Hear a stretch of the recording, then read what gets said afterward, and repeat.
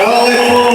Evo, sad premijerno predstavimo jednu novu kompoziciju. Ona nosi jednostavan naziv, lako je za pamćenje. Poslušajte pesmu Ko? Prvi put. Znači,